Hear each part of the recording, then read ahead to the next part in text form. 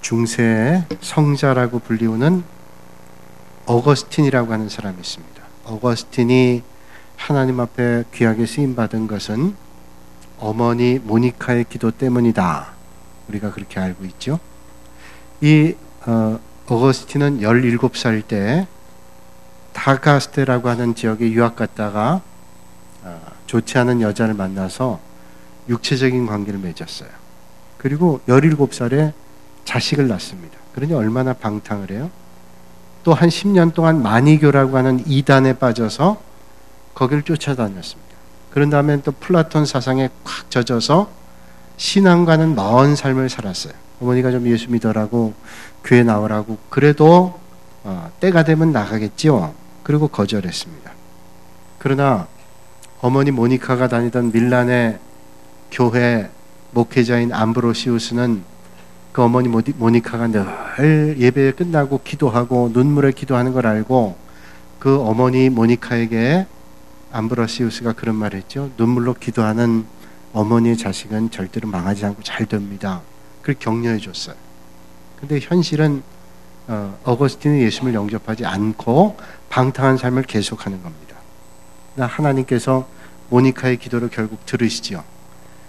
어거스틴이 30살에 밀란 자기 집으로 갔는데 이 사람 평생 죄에 대한 고민이 있긴 있었던 것 같아요. 그래서 밀란의 집 마당에서 죄에 대한 문제에 대해서 씨름하고 있는데 밖에서 아이들이 놀면서 노래를 부르는데 그 노래 가사 가운데 하나가 톨레레게라는 말이 있어요. 이 톨레레게는 라틴어로 집어라 하는 톨레라는 말과 레게라는 읽으라는 말과 이 두 개 단어가 반복돼 나와요. 톨레레게. 그러니까 집어라 읽어라. 그 집어라 읽어라는 말이 가슴에 콱 왔습니다. 그래서 어거스틴이 그 말을 듣고 방에 들어가서 성경책을 펴니다. 하나님 주시는 말씀이 있을 거라고 생각했어요. 척 펴는 순간 로마서 13장 13절과 14절 말씀이 눈에 들어왔습니다. 낮에와 같이 단정히 행하고 방탕하고 술 취하지 말며 음란과 호색하지 말며 쟁투와 시기하지 말고 오직 예수 그리스도로 옷 입고 정욕을 위하여 육신의 일을 도모하지 말라. 그 말씀이 눈에 쑥 들어오자 마음판에 새겨졌어요. 그가 참회하게 됩니다. 어거스틴의 유명한 책 고백록, 참회록에 나와 있는 이야기지요. 그 어머니의 기도, 결국 자녀였던 어거스틴이 회개하고 성자라고 하는 칭호가 불릴 정도로 그런 믿음의 사람이 됐어요. 이스라엘 백성들이 어릴 때부터 하나님의 말씀으로 양육하기 위해서 이스라엘 사람들이 자녀들에게 주는 말씀이 있습니다. 신명기 6장 4절 이하에 있는 말씀인데 이스라엘아 들으라 이렇게 시작이 됩니다. 쉐마 이스라엘. 그래서 이스라엘 백성들이 그의 집 문설주에는 꼭 이 글귀를 붙여놓고 옷단에도 붙여놓고 심지어는 유대인들이 경영하는 호텔의 각 방의 문에도 붙어 있어요. 쉐마 이스라엘.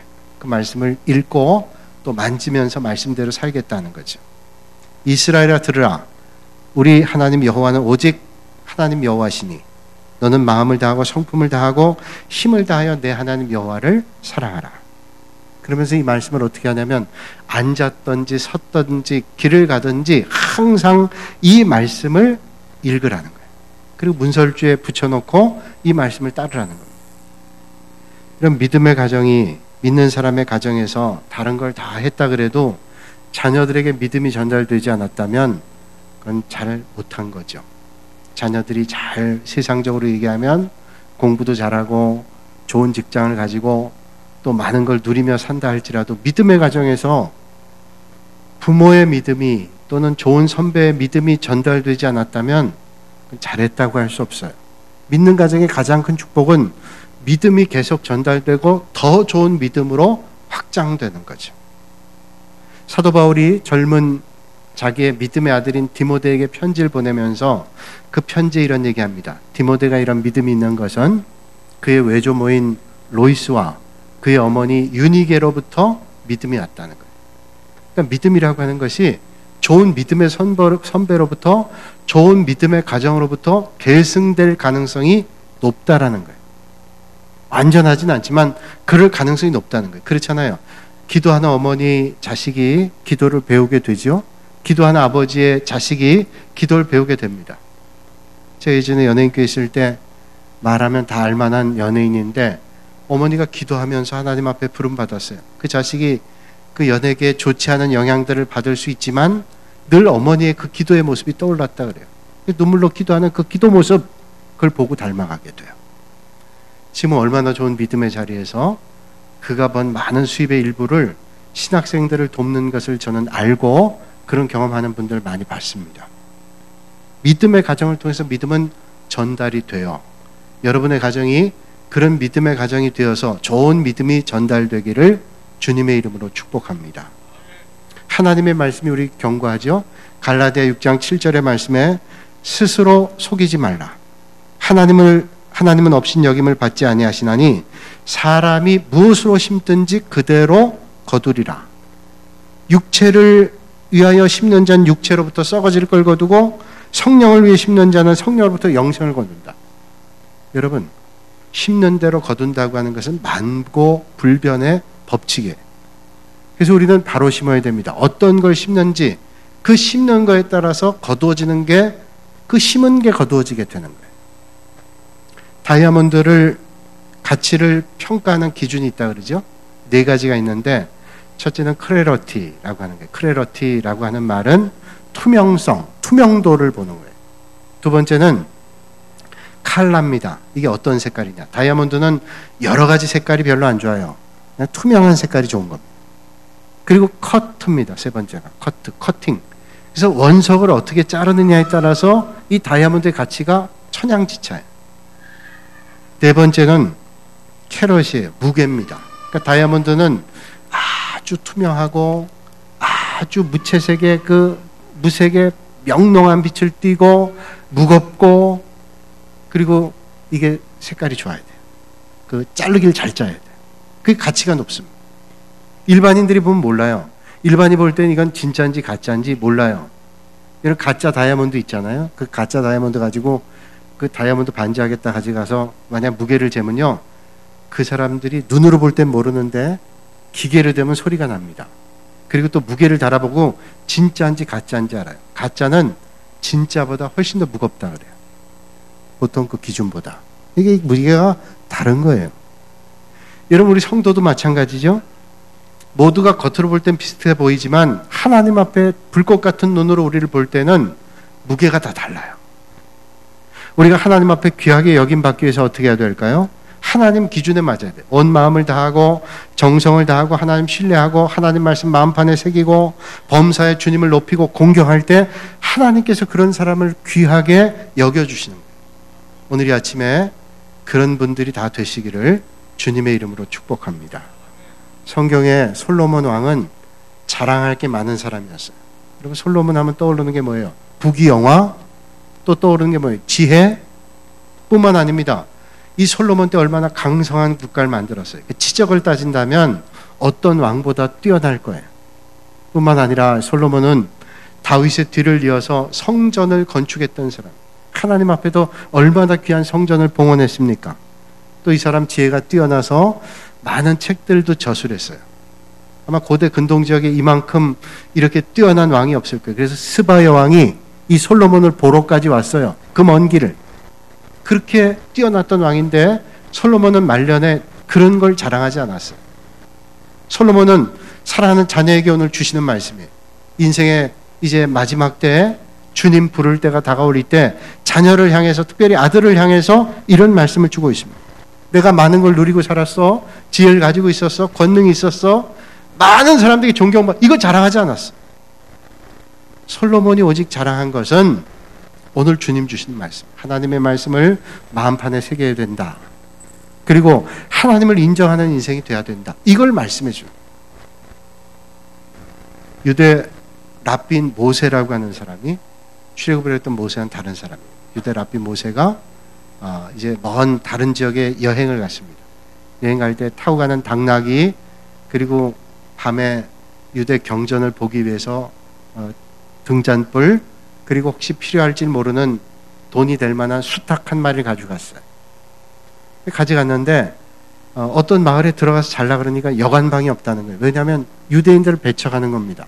그래서 결국 그 마을에 못 들어가고 마을 가까운 산 쪽에다가 결국 노숙을 하게 된 거예요. 밤에 경전을 보기 위해서 랍비니까 경전을 펴들고 등잔불을 켜고 보는데 바람이 획 불면서 이게 불이 꺼졌습니다. 하나님을 인정하고 신뢰하는 랍비니까 이 불이 꺼진 것도 하나님의 뜻이 있겠지. 하나님은 틀리는 법이 없으니까. 그래서 잠을 청했습니다. 일찍 잤어요. 근데 아침에 일어나 보니까 당나귀도 없어지고 수탉도 메어놓은 게 없어졌어요. 생각해 보니까 이게 저녁 때 들짐승이 와서 수탉을 물어간 거고 당나귀는 도둑들이 와서 가져간 겁니다. 근데 자기가 거기 있는지 모르니까 자기는 해함받지 않았어요. 그냥 등잔불이 꺼졌기 때문에 자기는 상함받지 않았어요. 다 모든 일이 하나님 뜻이 있는데 그러고 생각했어요. 그리고 터덜터덜 마을로 들어갔어요. 마을에 들어갔는데 온 마을이 시체 더미입니다. 알고 봤더니 간밤에 적들이 와가지고 그 마을 사람들 다 죽인 거예요. 죽이고 돌아갔어요. 그때 생각이 되는 거예요. 야, 내가 만약에 등잔불을 켜고 경전을 보고 있거나 아니면 이 수탉 놀라가지고 소리를 지르거나 당나귀가 소리를 질렀더라면 난 죽었을 거야. 모든 일을 하나님이 인도하시지 라고 하는 인정하는 믿음을 굳게 했어요.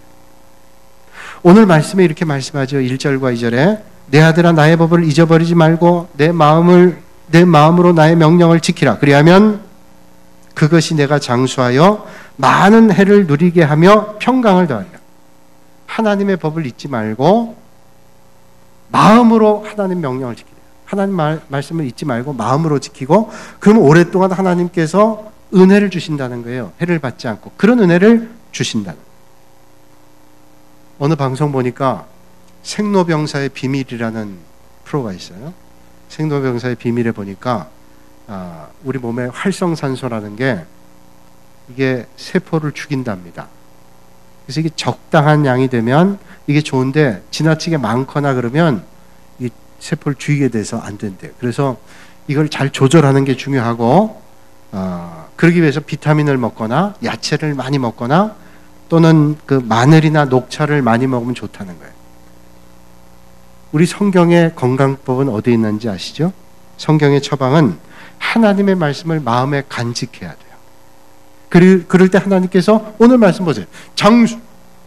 장수와 평강을 주시겠대요. 하나님의 말씀을 우리의 마음에 둘 때 진정한 평강과 은혜와 하나님이 주시는 그런 건강을 누릴 수 있다는 거예요.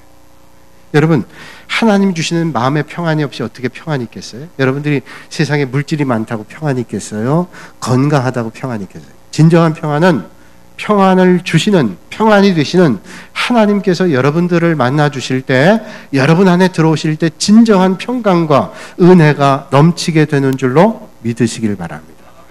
하나님은 하나님의 말씀을 귀하게 여기고 살고 하나님의 성품을 본받아 살고 하나님을 예배하며 거룩하게 살고 나아가 하나님 앞에 좋은 걸 드리는 삶을 사는 것을 기뻐하세요. 그래서 하나님을 여러분의 삶의 주인으로 인정하는 것, 그럴 때 하나님께서 여러분들을 인정하시고 귀하게 여기십니다. 얼마 전에 그 빌 윌슨이라는 목사님이 쓴 책 가운데 이런 책 봤어요. 누구의 아이인가? 누구의 아이인가요? 제목이 궁금해요. 이 아이는 누구 아이지? 그런 건 줄 알았는데 그게 아니에요. 이 누구의 아이인가를 쓴 빌 윌슨 목사님은 그 뉴욕의 브루클린의 그 메트로 교회를 설립해서 목회하는 목사님인데 이 메트로교에서 월드 차일드라고 하는 어린이, 특별히 빈민 지역에 있는 아이들을 섬기는 일을 합니다. 그래서 뉴욕의 빈민가의 아동의 아버지, 빈민가 아동의 아버지라는 별명 가지고 있어요. 근데 이 사람이 자기가 그런 일을 겪었어요. 12살 때 아버지가 가정을 다 버리고 어머니 자기를 버리고 그냥 달아났어요. 버림받았습니다. 또 뿐만 아니라 알코올 중독자인 어머니마저 자기를 뉴욕 시내 가다 그냥 버리고 도망가 버렸어요. 아무것도 의지할 수 없잖아요.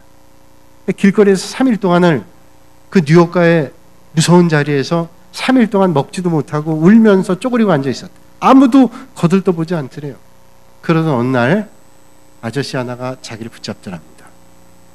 그 전까지는 두려웠지만 이제는 뭐 두려울 게 없어요. 붙잡아서 이끌린 대로 갔어요. 갔더니 어떤 교회로 데려가더래요. 밥을 주고 그리고 예배에 참석시키고 마음에 오랜만에 평화를 느꼈어요. 근데 그때 마침 아이들 수련회 때라 수련대를 다 보내준 거예요. 거기서 예수님을 만났습니다. 인생이 달라졌어요. 어머니 아버지에게 버림받고 나는 버림받았다. 그런 인생이라고 그가 낙오로 살지 않고 거기서 주님을 만난 거예요. 회심을 하고 교회 도움을 받아서 이 사람 나중에 신학교 가서 목회자가 됐는데 자기가 그런 어려움을 겪었기 때문에 이 불황아들을 위해서 빈민가 아이들을 위해서 사역합니다.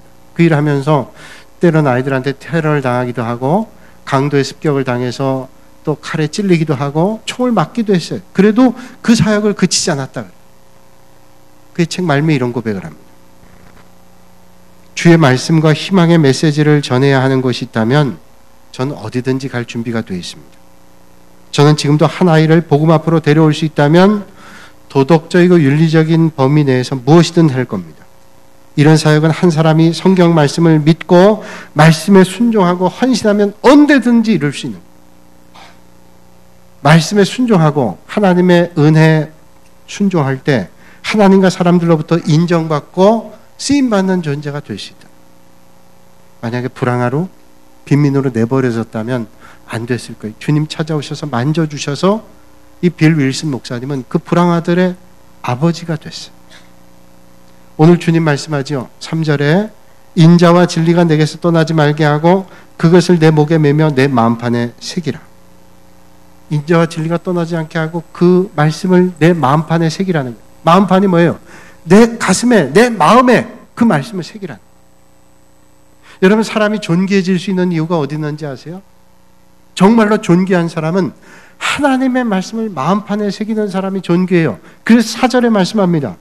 그리하면 내가 하나님과 사람 앞에서 은총과 기중이 여김을 받으리라. 사랑하는 여러분, 하나님의 말씀을 가슴판에, 여러분 마음판에 새겨서 하나님과 사람 앞에서 존귀하게 여김 받으시고 은혜 받으시기를 주님의 이름으로 축복합니다. 에베레스트 정상 올라가는데 몇 사람이나 올라가겠어요? 어떤 사람이 에베레스트 산 올라갈 수 있을까요? 등반 잘하는 사람이죠. 전문 산악인 가운데 10명이 올라가면 1명이 안 되게 에베레스트 산 정복한대요. 여러분, 전문 등반인은 뭐예요? 전문적으로 훈련한 사람. 고강도 훈련하죠. 그런데 그 산 꼭대기에 올라가는데 5% 내지 7%밖에 에베레스트 산 못 간대요. 그러니까 전문가 중에도 5%, 7%, 10명에서 1명이 안 돼요.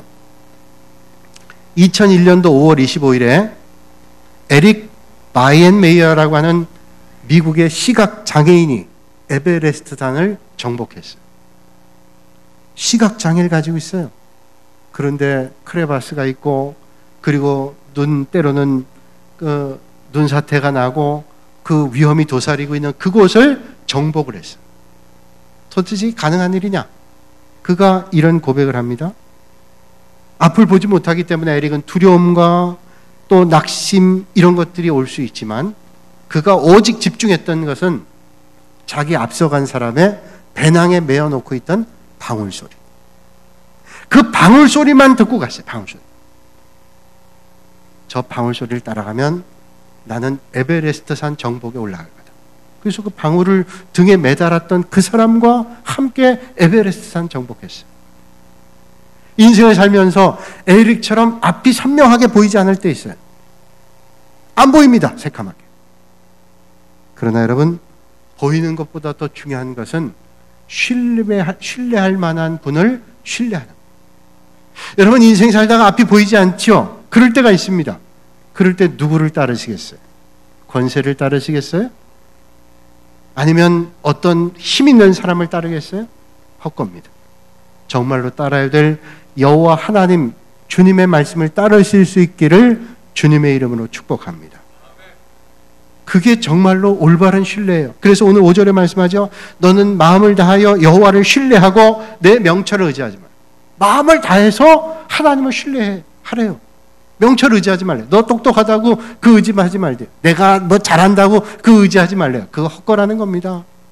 마음을 다해서 하나님을 신뢰하래요. 여기 신뢰한다는 말은 빡다흐라고 하는 히브리어예요. 이 빡다흐라는 말은 뭐냐면 확신한다, 안전하다 이거.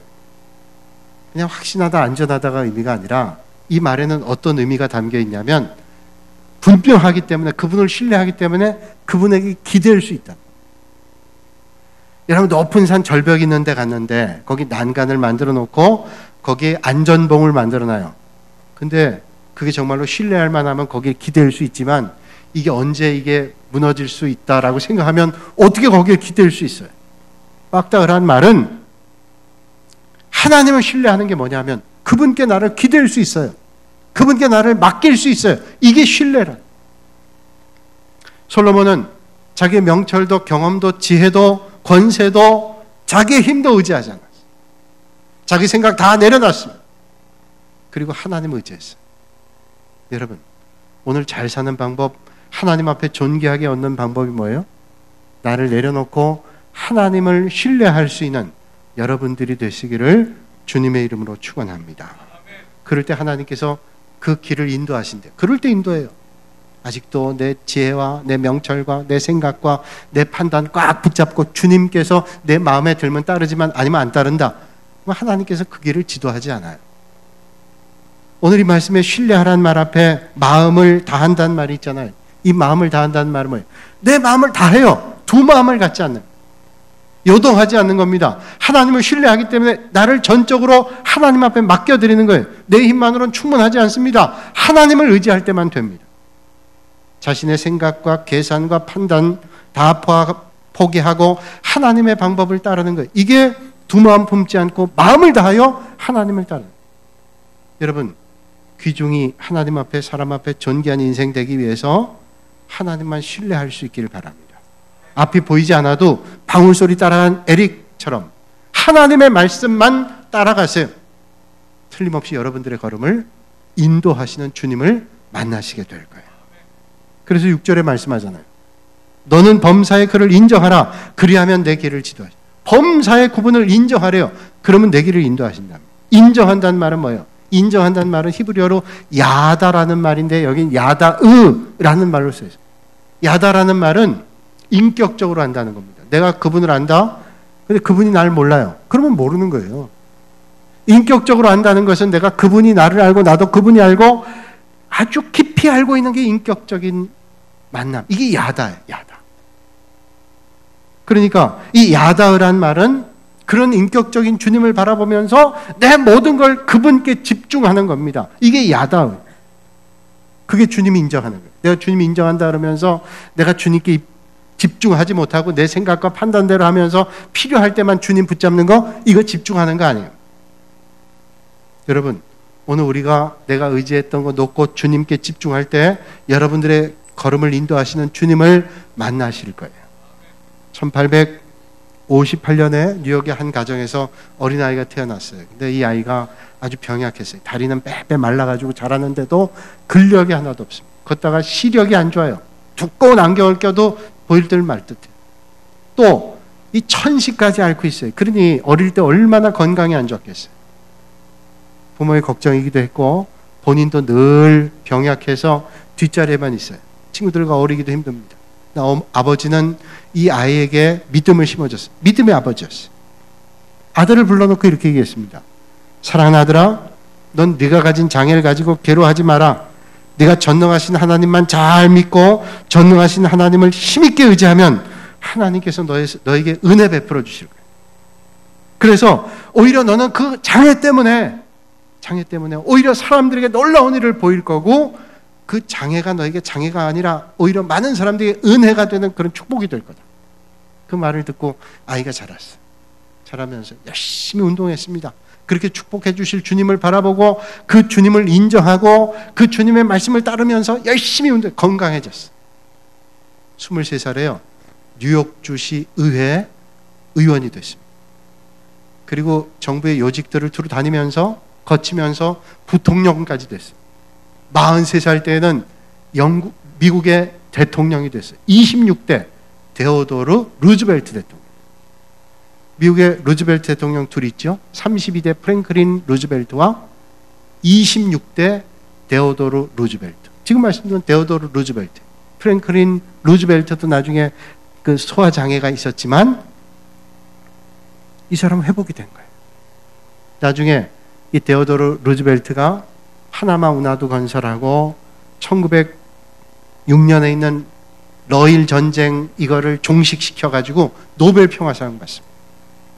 하나님을 인정하고 자기의 연약함 보지 않고 주님을 의지할 때 하나님께서 오늘도 들어 쓰시는 거예요.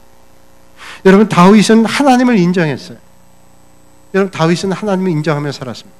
어디서 할 수 있어요? 다윗은 사울에게 얼마나 어려움 당했어요. 쫓아다니면서 군사를 보내서 죽이겠다고 도망 다닙니다. 다윗이 엔게디 굴에서 드디어 조우해요.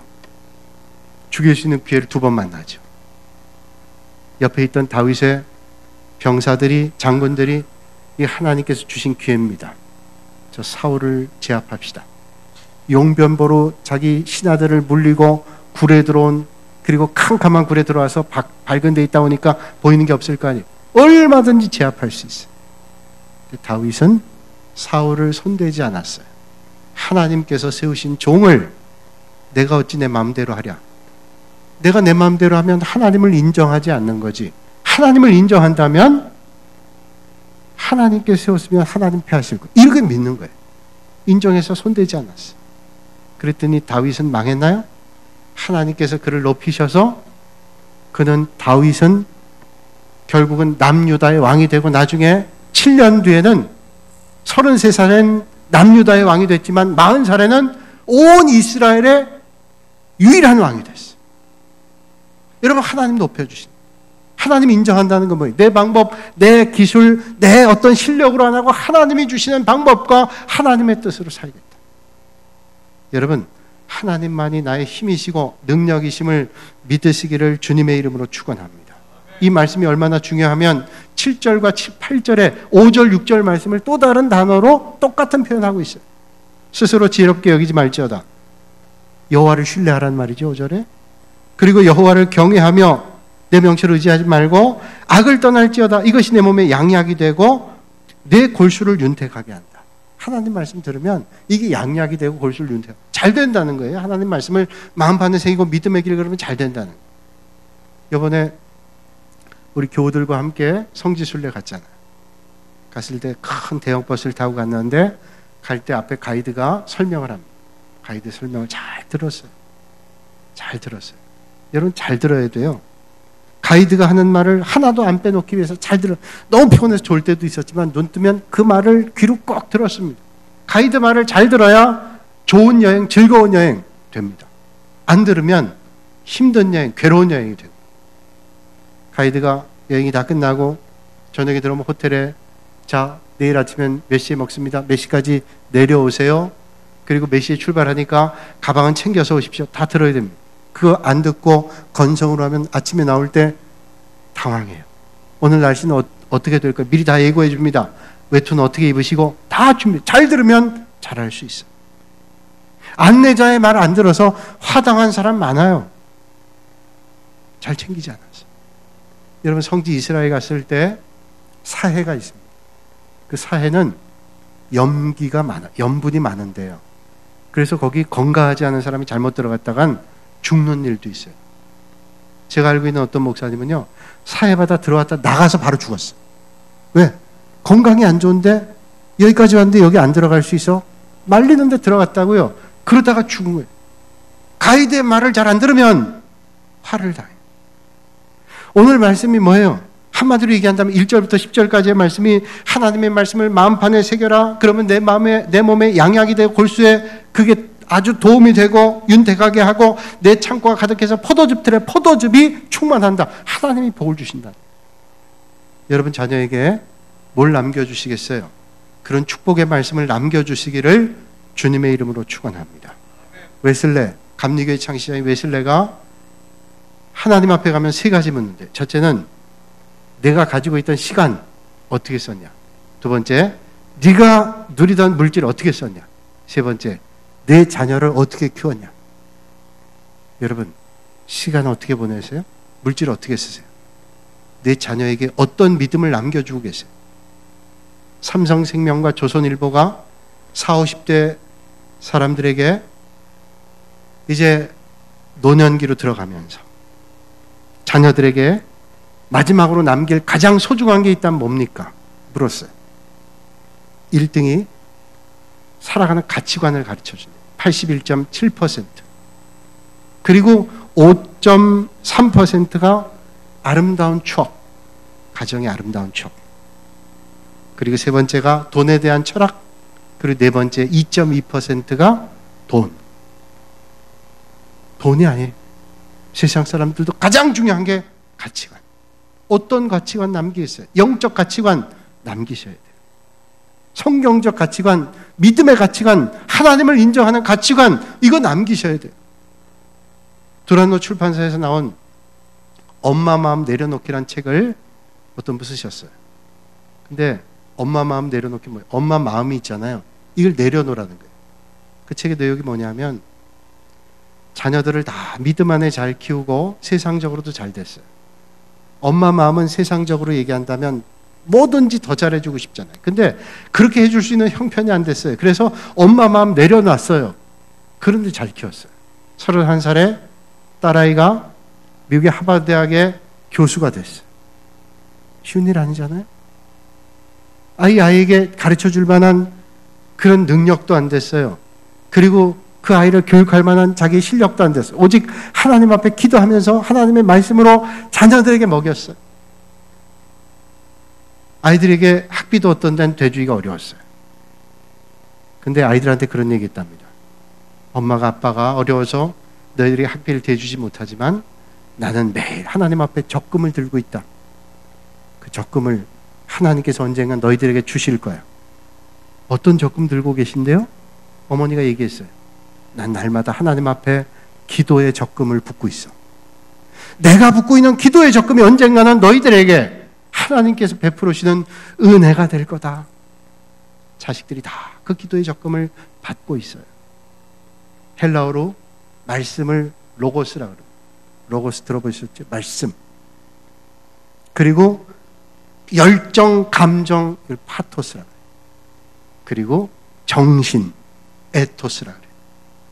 제가 배운 설교학의 영어에서 로고스는 파토스와 에토스가 결합돼서 전달될 때 영감이 있대요.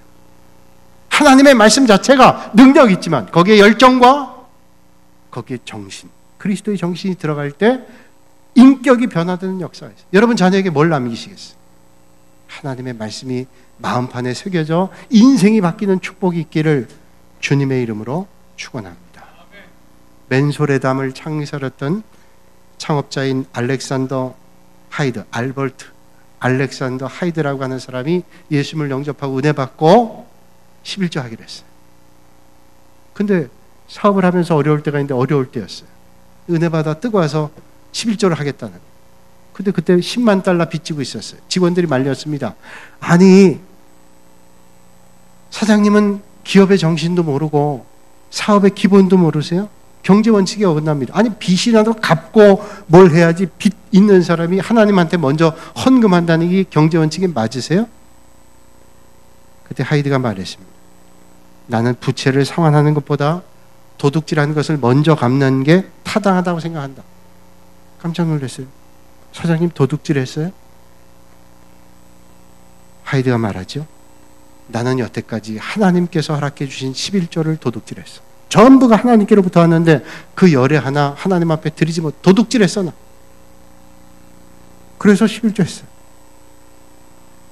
하이드가 망했나요? 승승장구하는 하나님의 은혜를 만났어요. 이게 하나님을 인정하는 거예요. 왜 하나님을 인정 못하세요? 하나님의 존재를 믿지 않기 때문에 그래요. 그러니까 하나님 앞에 드릴 수 없는 거예요. 여러분, 11조는 부담이 아니라 축복인 거 아세요? 11조 드려 망한 사람 없어요. 하나님께서 베풀으시는 은혜가 있어요. 마치 좋은 밭에 좋은 씨를 뿌리는 것이 그거예요. 오늘 9절과 10절에 말씀합니다. 같이 한번 읽을까요? 화면 보고. 내 재물과 내 소산물의 처음 익은 열매로 여호와를 공경하라. 그리하면 네 창고가 가득히 차고 내 포도즙 틀에 새 포도즙이 넘치리라. 아멘. 처음 익은 열매 제일 좋은 거 아니에요? 그러면 포도즙 틀에 포도즙이 넘친대요. 넘치는 걸 경험하시겠어요? 날마다 굶주리는 허덕거리는 인생을 사시겠어요? 주님 말씀하세요. 이제 말씀 마칩니다. 미국에는 경매 문화가 발전해서 뭐 별거 아닌 거 가지고도 팔잖아요. 가라지 세일 같은 거 하면 그냥 주차장 자기 차 창고에 있던 거 갖다 팔고 뭐 싼 값에, 그래서 아이들 용돈도 벌고. 어떤 마을에 그 창고 세일이 있었어요. 이거저거 다 나옴, 잡동사니 다 나옴. 경매하는 사람이 아주 낡은 바이올린 들고 먼지가 덕지덕지 낀 거예요. 먼지를 털어가면서 이거 얼마에 사시겠어요? 어떤 사람 손 듭니다. 1달러요? 또 한 사람 손 듭니다. 2달러요? 또 없습니까? 조용했는데 한 사람이 3달러요? 더는 없습니까? 이젠 더 이상 없을 것 같아요. 그런데 그 경매를 보고 있던 노인 한 분이 다가더니 경매사에게 얘기하는 거예요. 선생님, 이거 내가 좀 잠깐 만져봐도 될까요? 아, 만져보세요. 만져 산다면야 만져보시라고. 먼지를 툭툭 털더니 제가 한번 연주해봐도 되겠습니까? 연주하실 수 있어요? 할 수 있습니다. 해보시라. 현을 켜기 시작하는데 맨델스존의 노래가 나옵니다. 얼마나 아름다운 소리가 나는지, 도저히 쓸모없을 것 같은 바이올린에서 너무 아름다운 소리가 나는, 그 주변에 있던 사람들이 몰려들고 연주를 듣기 시작합니다. 감동을 받습니다. 연주가 다 금방 끝났어요. 그리고 바이올린을 넘겨줬어요. 누군가 손을 듭니다. 제가 1,000달러에 사겠습니다. 그 말이 끝나자마자 또 한 사람이 손을 들어요. 저는 2,000달러예요. 그리고 세 번째 사람이 3,000달러. 3,000달러에 낙찰이 됐어요. 그 모든 장면을 보고 있던 어린아이가 아빠의 손을 흔들면서 묻습니다. 아빠, 어떻게 3달러짜리가 3,000달러가 돼? 그때 아이를 바라보고 아버지가 이런 말 했습니다. 누가 연주하느냐에 따라서 가치는 달라져. 누가 연주하느냐에 따라서 가치가 달라져요. 여러분의 인생을, 여러분의 사랑하는 자녀를 누가 연주하기를 원하세요? 하나님을 인정하고 마음판에 말씀을 새겨서 하나님께서 여러분들의 자녀를, 여러분의 인생을 연주하실 수 있기를 주님의 이름으로 축원합니다. 거룩하신 아버지 하나님, 하나님의 말씀을 너희들의 마음판에 새기라고 주님 말씀했습니다.